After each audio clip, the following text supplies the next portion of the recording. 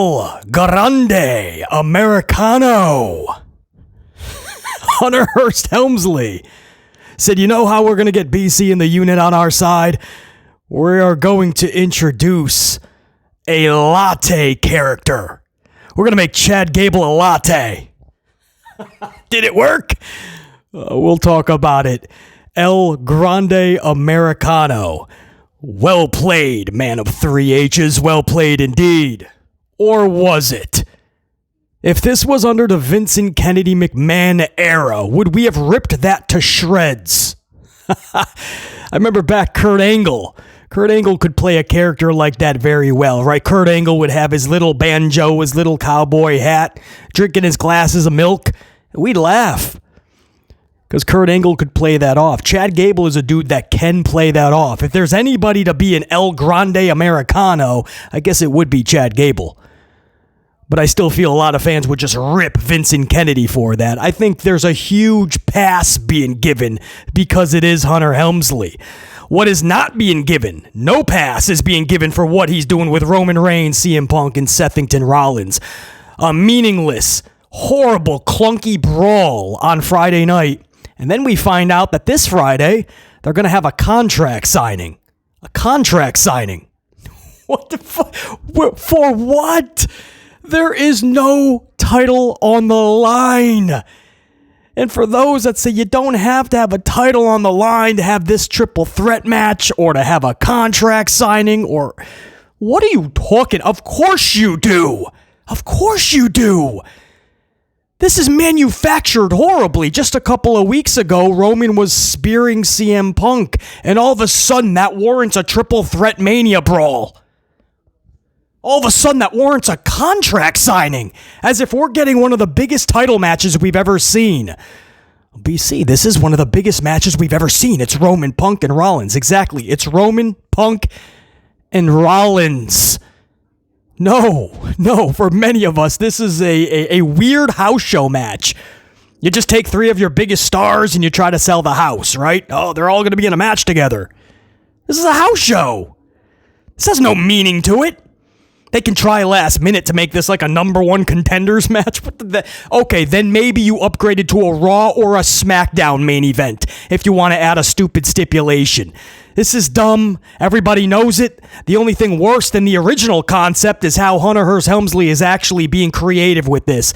This is even worse than the original concept. The build, the actual feud, the story is worse than the original concept of putting these three together. That's the truth. You're only going to get that on this channel. I understand that. I'm the only one that's going to give it to you this raw, this legit, this straight fire, no sugarcoating, no BS. Because we don't cling on the balls of Hunter Helmsley on this channel. This is horrible. This is not WrestleMania. This is not even Crown Jewel, bro. This is a house show. If they add a stipulation to Punk, Rollins, and Roman, number one contenders or some weird thing that they want to add on, then it's a Raw or a SmackDown match at best. We're wasting a contract signing. You're going to have 4 big title matches, we presume anyway, at Mania, right? The 2 heavyweight titles and then the 2 women's heavyweight titles. But the contract signing is going to be for the triple threat nonsensical circus match. 3 baby faces because you didn't have anything for them.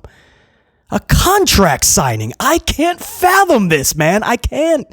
Here we are the next morning. I still cannot fathom that they're going on with this charade as if this is a title match. Like this is a big one-on-one match that everybody needs to see who's going to top the other, who is better than the other. It's 3 dudes. It's already a schmoz. It's a circus. You never find anything out when there's 3 dudes fighting in one match. Nothing ever gets accomplished. Nothing gets solved. Usually, though, there's something on the line, so somebody becomes a champion, so there's some news. No, everybody's just like, oh, what's the favor? I don't even care about the fucking favor anymore. I don't care what the favor is. If I help you with Roman, buy me a pizza one day, right? If we find that out, I wouldn't care. Paul, get me a latte one day when I left my wallet. I don't have my credit card. Just get me a latte, Paul. There's the favor. Who cares what the favor is at this point? And then you hear, well, BC, man, there's a history. That's the story. No, history cannot always be the story. It can't be. They can't. Because these days, a lot of these talents are lifers, man. They've been there for 10, 15, 20 years. They've had matches with everybody on the roster 20 times over. So by that logic, Hunter doesn't have to do anything anymore. Every single thing he puts together, we can just rely on history. They have history together. History is not always the story, or shouldn't be. You have to add layers. You have to add levels to the story. Otherwise, it's just history. Who cares? Punk brought them in. Okay.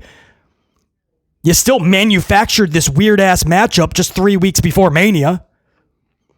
That's your story. Roman was thrown over the top rope, and he doesn't like that. Wow. This warrants a triple threat match. I'm not being harsh. I'm being real with you guys, and you know it. And this week, thankfully, a lot of fans woke up and said, whoa, this is stupid. And the Rhea Ripley, Bianca Belair, and Io Sky situation, that didn't help at all. You talk about a circus. At this point, I said this in yesterday's review of Monday Night Raw. I said you can take Rollins, you can take Punk, you can take Roman, you can take Io, you can take Belair, you can take Rhea, and you can put them. All they're missing is a clown car. Stuff them all in a clown car and have them on their way to WrestleMania, on that road to WrestleMania. Put them in a clown car, because this is a circus. It has gotten so muddied.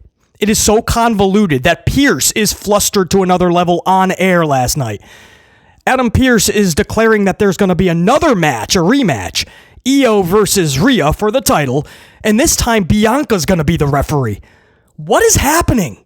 What is going on in this company? Somebody, please, talk to HHH. Get him removed from that position. Do what you got to do. He can keep his nice office job, give him a raise, make him an on-air talent, give him a 30-year contract. He can make the most money he's ever made, get the spotlight, have a nice cozy office job. Nobody's calling for his overall totality job, but remove him from creative if this is what we're doing the next 3 weeks. And it's clear he doesn't know how to pull his own head out of his ass. And adding people like, oh, you didn't know, Road Dogg and his buddies, it's not going to help anything, man. It's not. There's a reason this is the worst build or road to WrestleMania we've ever seen. The worst WrestleMania season we've ever seen. There's a reason. Nobody knows what they're doing and nobody cares. So you have this weird women's matchup, title match with Bianca as the referee. You honestly don't think this is going to end in a triple threat announcement for WrestleMania? Of course it is. They're prolonging it now because of the backlash they received last week. BC's the only one that dropped those fact bombs to you, man. Mic drop after mic drop moment. That's it. That's my thoughts on Raw. That's my cold open. I've given you my thoughts on Raw. That's all I'm going to discuss at this point. You know my feelings on it. You know I'm not happy with this Mania season, the lack of creativity, and the bullshit that Hunter is spewing to all of us. No, I'm not happy with it. As far as El Grande Americano, I love Chad Gable. He can make anything work. I did have a laugh at that because I love my coffee and I love my lattes. No, Chad Gable should not be playing a dude under a mask named after a latte. He should be main eventing WrestleManias by now. He should have kick-ass storylines and not being chased around by a Dragon Lee and a Raymond Mysterio. That's another story. We got a packed, jacked, stacked, amped up for you today, Tuesday the 25th of the year 2025, March. We're going to talk Tiffany Stratton. Everybody is all cautious now, nervous, jumping off the Tiffany bandwagon. Oh no, that promo was so bad. Tiffany ain't it. Relax. PC's got a different take on this, and I think everybody's getting a little carried away. Where was that same energy with Jason Uso this past week? And we're also going to talk Stone Cold, Stephen Austin. Should he be at Mania? If so, in what capacity? BC's going to give you the exact situation that Austin should be in. And I'm going to give you 2 ways that this can go. Sorry, Cody Rhodes fans. I like Cody Rhodes, but you're going to have to hear this because there's going to be a stone cold ending to WrestleMania 41, or at least there should be. I also got the SmackDown rating for you guys. You know that shit show that they produced this Friday that the whole wrestling world stood up finally and said, that ain't it? Yeah. It translated into the numbers. I have those for you. It's all coming up, and it's coming up right now. Amped up, 325.25. Swig of coffee. Get your coffees, get your beverages. Get ready to rock out 44 dive. We rolling. Let's do this.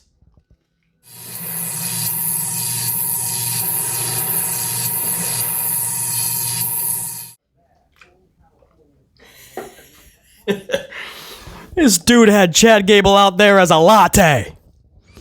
A grande Americano. He did not. If that was Vincent Kennedy, you'd be ripping that apart. Oh, man. All right, so here we go, guys. I want to jump into this big story first. I'm going to get to the Stone Cold stuff. You're going to want to hear this Stone Cold, because this, if done correctly, man, this could be epic, what BC has in mind for Stone Cold. And I'll get to the SmackDown rating. That's just sad, but I've been telling you that this is the only trajectory that WWE is going in. I've been raising the red flag, telling everybody, hey, there's an issue. Nobody wants to hear it. Everybody wants to think everything is going great. Hunter is cooking. Well, the numbers are just depressing as we get closer to Mania. Think about that. That's all coming up, but I want to start off with Tiffany Stratton. She had a segment this past Monday night with Charlie Flair. It was a side-by-side interview. First of all, right out of the gate, as BC is always honest with you, to an amplified level and degree, let's be just that. Let's be honest about it. That right there in itself, before Charlie or Tiffany even said a word, there's a booking botch. You had them in an all-out pull-them-apart brawl last week. For no reason. Come on, it's Tiffany and Charlie. You have to save those for when there is true just volatility and hostility, right? There's just deep-rooted hatred, and it led to this pull-them-apart brawl where 20 people can't even break you up. If you want us to believe that, suspend disbelief, I call it suspending belief, enter the wacky world of pro wrestling, and believe that 20 dudes cannot separate Charles and Tiffany. In fact, twice in this 20 minutes, they all get taken out by 2 moonsaults. But you want me to believe it? There has to be that deep-rooted animosity. Charles can't just come back after a year off and win a Rumble, have a couple of words to Tiffany, and all of a sudden now it is a deep-rooted hatred. You can't do it, man. So that was weird. It was poorly booked. They have a brawl. And then the next week, they're sitting down calmly in a side-by-side split screen. Isn't that ass backwards? It's rhetorical. Of course it is. Do the sit down first. Add it, make it more volatile, a little bit more personal between the two, so you can get to the level where when you see a brawl, if you have to see a brawl between these two, makes a little bit more sense, feels a little bit more raw and real, right? A little bit more warranted. No, they do the brawl out of nowhere, and then the next week, now they're sitting down calmly. Okay, that makes sense, Hunter. He's cooking. Check the kitchen, man. I'm seeing smoke. I'm hearing fire engines. Hunter's burning the kitchen down, bro. It's ass backwards. So right from the jump, this ain't good, I'm thinking, right? Oh no, now we're doing a sit down. We're going to hear robotic Charlie, and Tiffany is still trying to find her way as a face. You got to remember, her whole NXT going to the main roster, she was really kind of honing that whole heel character, and she was crushing it, I felt, right? That character that you just want, you can't stand, right? She's got her little $1 million handbags. She's got her nose up to the world. It's all about Tiffany, right? Easy to not like. Thing is, she's so good that instantly fans were like, sorry, I can't hate her. She's amazing. So Tiffany was kind of thrusted into this face status. So I'm thinking, okay, we're going to hear robotic Charlie, and we're still going to try to navigate this new face persona for Tiffany. I don't know about this. And sure enough, coming out of that side-by-side split screen, everybody now is talking about, oh, Tiffany looked shook a little. Tiffany didn't look like she was in the zone. Tiffany got beat in that side-by-side, man. Charlie kind of slayed her. Yeah, well, Charlie is, and I said this in the Raw review, and I've been saying this, Charlie is a natural-born heel, persona-wise. She just encompasses that. There's a self-esteem issue, there's lack of that confidence, IRL, and because of that, you can kind of zone in on that as a character and really become a diabolical heel, if they decided to go that way, in that route. They never do, though. They always try to present her as a face whenever possible. If she goes away for a couple months or a couple weeks, they want her to come back as a face. They don't understand that instantly fans are going to turn on her like they always do. It's a vicious cycle that WWE does not want to break. So we're always getting this heel face, heel face, heel face between her, Charlie Flair. But if they just for the last several years just made her straight out zone in on that heel status, maybe today a lot more of us would care about Charles Flair. But she's a good natural heel, so I didn't have any questions that it would be robotic, it would be probably boring. But yeah, she's going to bring it to Tiffany. Tiffany had the line of that whole shindig, that whole powwow, though. If you think about it, she had the best line. It was the most real, the most raw. She said, you're going to do what you always do. It's what Charlotte Flair always does. You take the hottest thing and you pour cold water on it. In other words, anything that's got momentum, steam, is building, is going to be the next big star, you come around, you have a feud, a program, you have a match, and you absolutely destroy the next best thing, next big thing. I love that line. It's taking what everybody's saying because it is real, unfortunately. And that's not just Ashley Flair's fault. That is absolutely Paul Levesque, and before that, Vincent Kennedy's fault. But by now, Ashley has to have say in what she's doing, just like Jonathan Cena, just like Roman Reigns. You know, Roman had to tell Vince, I'm turning heel, bro. Enough is enough. I'm not getting to the position you told me I was going to get at. I got the Mania main events, I'm getting titles, but nobody cares. So Roman and Paul Heyman had to go to Vince and go, dude, what if we did this? And Vince finally was like, all right, man. John Cena had to go to Hunter and say, dude, nobody's going to buy a face versus face. No, that's not how you do me and Cody. Cena said, this is what we're going to do. The Rock and his writer, Brian Gerwitz, they all got together, and Hunter's like, okay. But you have to, at some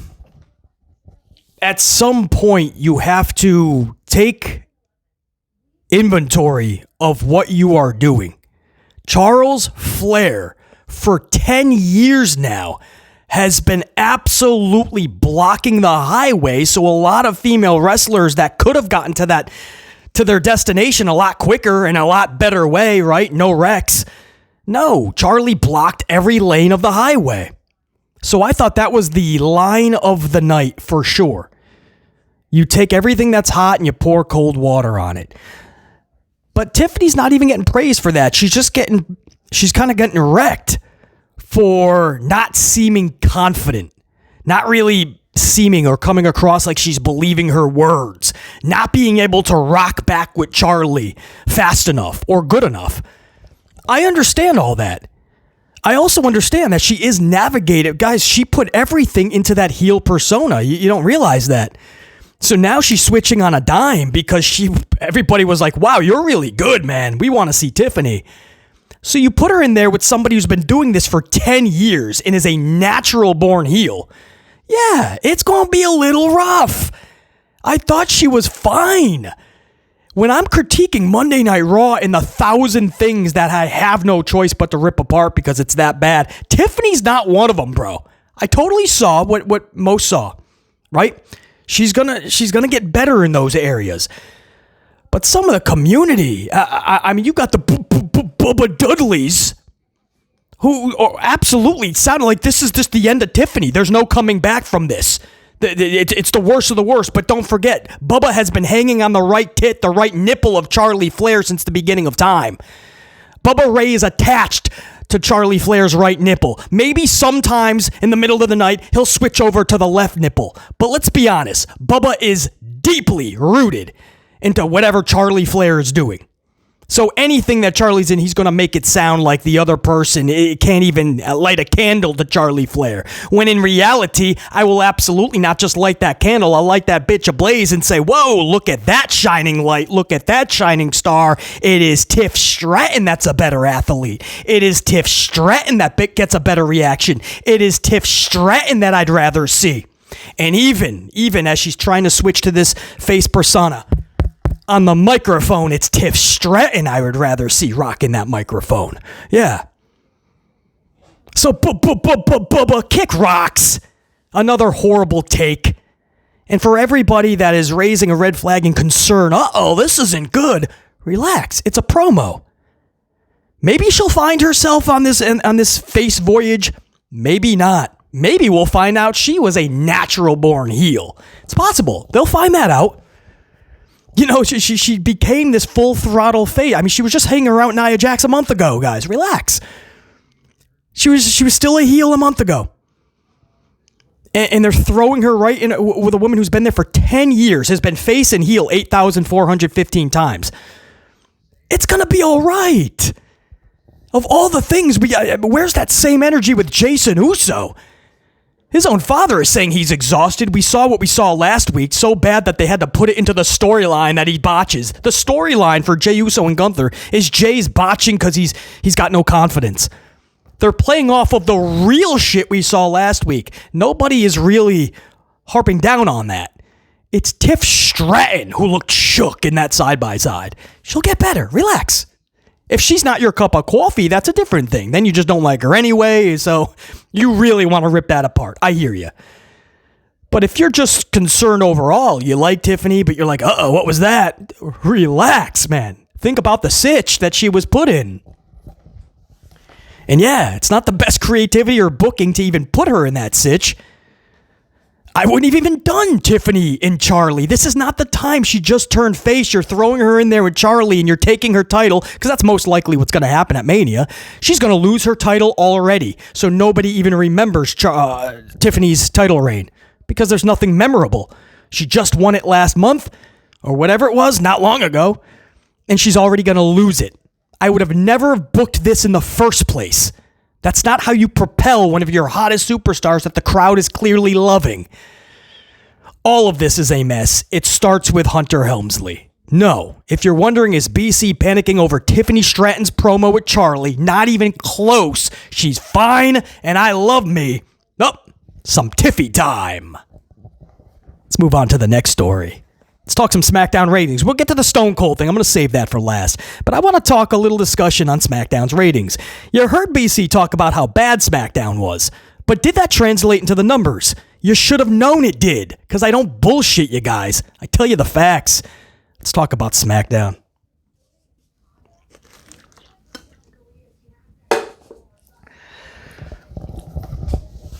So this week's SmackDown pulled in 1.45 in viewership. 1.45 rating. In the 18 to 49, that is down 25% to 0.39.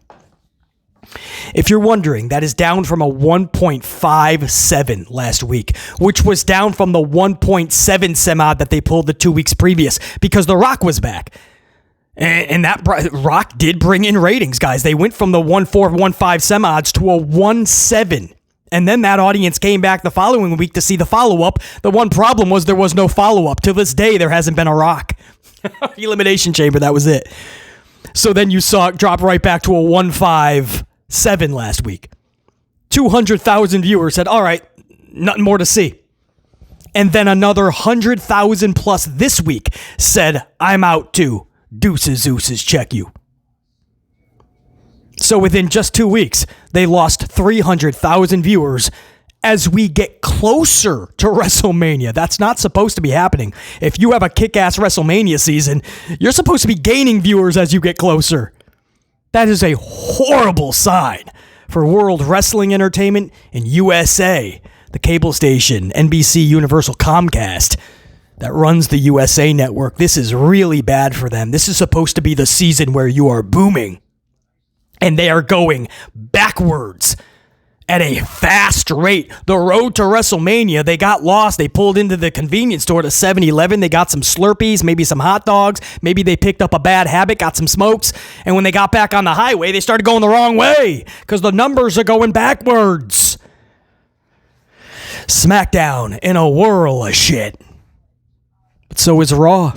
They've lost half their global viewership since they started just a couple of months ago, January 6th, 7th, something like that. Just a couple months ago, they started on Netflix. They've already lost more than half of their global viewership, and their American viewership, their US viewership, is down to a 1.2 on average, and that's disputed. Some believe it's 1.1. Netflix will not give us the accurate number, so we're trying to get outsourced from third-party sites. But when you crack the numbers, that does seem more to the 1.1. But even if you give them the benefit of the doubt 1.2, their old average was 1.4 to 1.6. They were hoping Netflix would bring more viewership. Don't forget, this is over a 7-day period too, guys, not just in one night, so you would think that would add on. These numbers are for 7 days, no longer just one night. And they've lost 300,000 viewers from the USA Monday Night Average. I could go on and on. I know this is a depressing conversation to have, but it's one that needs to be had, because when BC speaks all these facts and some individuals come across the channel and go, oh, that's just being negative, man. You're being extra harsh. No, I'm being real. Look at the facts, man. Look at the numbers and the statistics. Don't just read the sites and the headlines that say WWE is doing record revenue or business is booming. Or don't just look at the live crowd and everybody's yeeting for 20 minutes and you think business is booming because Jason Uso is selling 11% more t-shirts. Was 13%, went down to 11, by the way, as we get closer to Mania. Do the math. That's not good. And by the way, for the first time in years, this past quarter, WWE announced a decline in revenue. So we can no longer say that WWE is doing record revenue. That finally came to an end last quarter. I told you guys that was going to happen. Merchandise is at an all-time low, even with the Yeet Master. Ticket sales, they still have to sell 10 to 15,000 WrestleMania tickets per night. And for the astronomical price, good luck. They'll claim that it's a sellout, of course. WWE will probably buy up some of those seats just so it looks better optically. This is a problem. I've been telling you guys this from day one.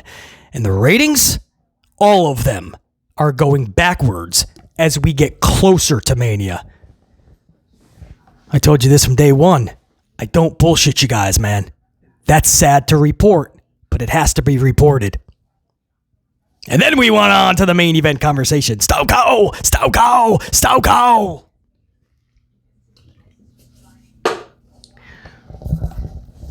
So, there's all this talk now. Stone Cold at WrestleMania. He is going to be there for Mania week. It is in Vegas.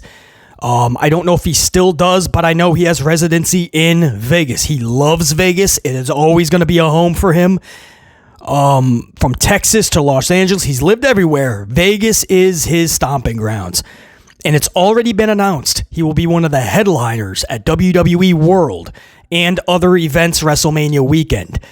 It is clear that this is a much better opportunity than last year for Stone Cold to show up. Everybody was wondering, where was Stone Cold? Why was he not out there? It was so out of place. You saw The Rock show up, but then you heard the gong and not the glass shattering. And The Undertaker showed up. We always like to see Undertaker, especially Mania. But it was weird because we all were excited and waiting for Stone Cold. They just couldn't come to a deal. Him and H they butt heads. As much as they can say they're good buddies, and we've also heard the stories where they just butt heads. It's not as bad as Shane McMahon and Hunter Hearst Helmsley. Shane just wants nothing to do with Hunter Helmsley. He just doesn't want to do business. That's why he went to Tony Khan and wanted to do business with him instead of his own sister and brother-in-law. It's not that bad. Stone Cold and Hunter will still, exchange laughs and say they're good buddies and whatnot, but they just, business-wise, it's not like Stone Cold and Vince. Stone Cold knows that, and he doesn't want to do business with Hunter. But I think finally after that last year, that they're like, dude, what are we doing? Stone Cold still he still looks in great shape, even at 60 years old. He still is willing to do stuff with WWE. He's just waiting for the call and the right price. And Hunter's got to pull his head out of his ass and make this work. And I think this year we're finally going to do that. So now you say if he shows up at Mania, BC, the actual show itself, where do you play Stone Cold? Well, I'm not going to play around in any fatal four-way with Braun Breaker and his stupid toy title because that's all it's good for these days. I don't know what's going on with any of these titles. I'm not going to parade him out there to Stone Cold, Carmelo Hayes in a Mello segment, right? Mello goes out there, I want a Mania moment. Here comes the glass shattering. Here comes Stone Cold on his ATV, and there he is. He's running over, chasing Mello, and he stunners him, and we have a beer bash. What a moment! No, we've had those before. We're going to make this impactful. Only two things could happen if you do this, but he's got to be in the main event. Cody Rhodes, Jonathan Cena. The Rock is clearly in Cena's corner. So if you're going to even that up, of course having Stone Cold with Cody is one way to go. It's not the way I would go. I'll present to you option 2. But I'm just giving you the standard version of option 1. You just have Stone Cold as come back, babyface, get the pop, help Cody Rhodes over Jonathan Cena. If Cody is going to beat Cena, why would you not have the help of Stone Cold? If Rock is going to be there trying to help Cena, and you're going to have to even the odds anyway, you're not going with some schmo on the main roster. No offense, yeah, they could use the spotlight, but this is a big moment. It's Rock and Cena against Cody. Cody needs help. The glass is going to shatter. Stone Cold is going to help Cody retain. Option 2 is much more fun. Cena. If you have Cena take this title, it's odd to me. If Cena gets 17, I always thought it would be as a face. Everybody is celebrating. Flares out there. It's a big moment. Pyro, confetti. It's a big headline. Cena's emotional crying. I always thought of that. But if you have him get 17 as a heel, maybe that's what Cena is dead set on. I still bring in Stone Cold. You think that Cody just has to fend off Cena and Rock. And maybe Cody has a couple of main roster talents helping him even the odds so you can put shine on main roster talents to help Cody. But it's Stone Cold who comes out and does the ultimate dastardly deed. Right up there with Hogan turning NWO or even Cena at Chamber. Stone Cold gives the ultimate fuck you to Cody Rhodes. Stunner. He turns. Cody drops that title. This is if Jonathan Cena is going to win it anyway. You might as well have the most fun out of this and get the most investment and the most headline. Stone Cold turns. Cena becomes the 17th time champion. And one of the just as big of a headline, Stone Cold has just aligned himself with Jonathan Cena and Dwayne "The Rock" Johnson. You're ending the show not just with this monumental title victory, but Stone Cold, Rock, and Cena are in some type of alliance. Guys, it's a Legends faction of magnitudes we've never seen before. It's a wrestling royalty faction. Stone Cold, Rock, and Cena. What the... I mean, you could take that the rest of the year.